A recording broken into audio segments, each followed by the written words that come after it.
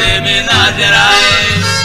A boiada estourou no pé da grande Serra dos Cristais. Lutei bastante quase o dia inteiro, mas a boiada esparramava mais. Morreram 5 dos meus companheiros, fiquei sozinho com o capataz.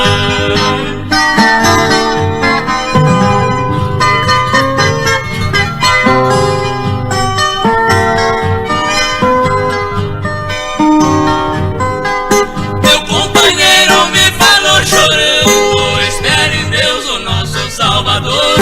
Olhei pro céu e avistei baixando o misterioso disco voador. Saltou por terra a moça boiadeira e o seu berrante mudava de cor. Falou contente com lindo sorriso, pra te salvar aqui hoje eu estou.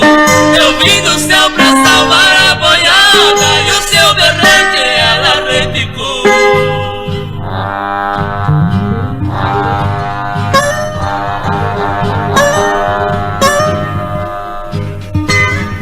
Estou chegando, tocando o meu berrante.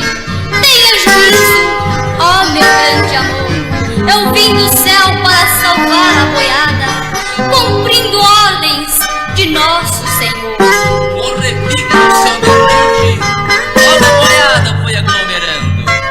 E os companheiros que tinham morrido naquele instante eu vi ressuscitando. Vendo o milagre desta boiadeira que para o céu ela foi levitando. Seu rosto lindo era o de Madalena e as minhas penas ela foi perdoando. Caí de joelho com o rosto em terra e de contente solucei chorando.